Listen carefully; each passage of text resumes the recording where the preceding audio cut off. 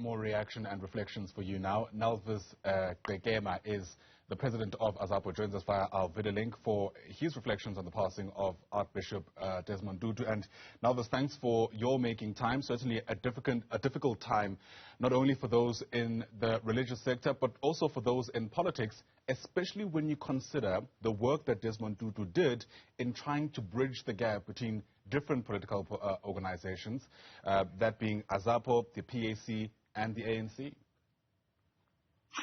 Indeed, there is no doubt about that. This is a very, very, very sad moment, a tragic moment for this country, for the continent, for the world over. I mean, for us to lose such an impeccable and irreplaceable, word of reason, stature of integrity, stature of dignity, this voice of reason that was able to give direction even during the times of us fighting for freedom, fighting against apartheid. He was there, sacrificing his skin, sacrificing his life if it was possible against apartheid, but also of most importance that during democracy, he was there to say, look, that is not what we fight for. I'm not happy with the rampant corruption that I'm seeing. He was there in the 1980s saying that this black-on-black violence must stop. This necklacing of the black person by a black person must stop.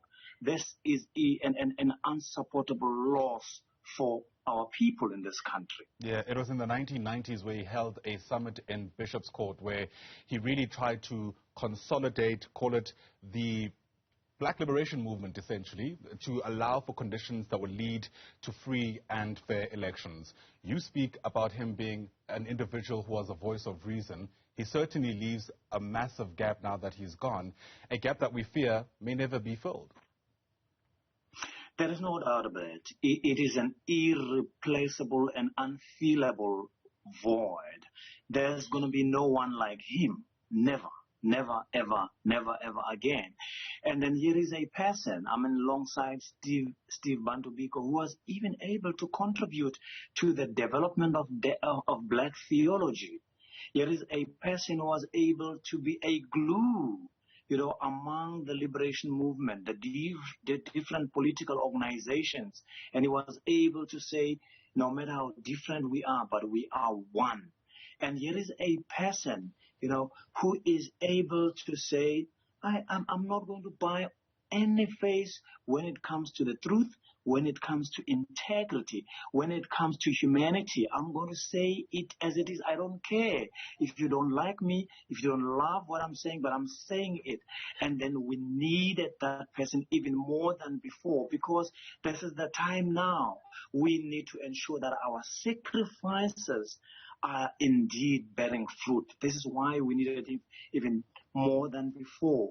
Such a loss, and we do not think as Azapo that he will be replaceable, not at all. Yeah. You speak about him being an individual who doesn't buy face, and we know, it's well documented, that Azapo and his approach to the fight against apartheid weren't always aligned. For one, he was an individual who leaned more to this idea of a multiracial alliance in the fight against the regime.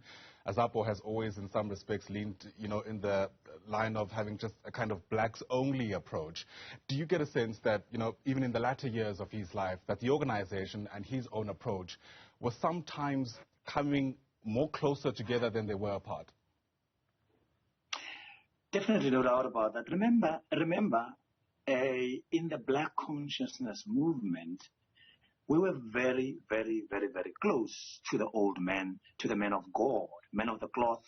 You will remember that in 1983, when we formed the National Forum, where all the organizations were gathered together in a united front, the Archbishop was one of those with such an impeccable stature that was chosen to be a patron of that structure. That was the structure that came before the United Democratic Front.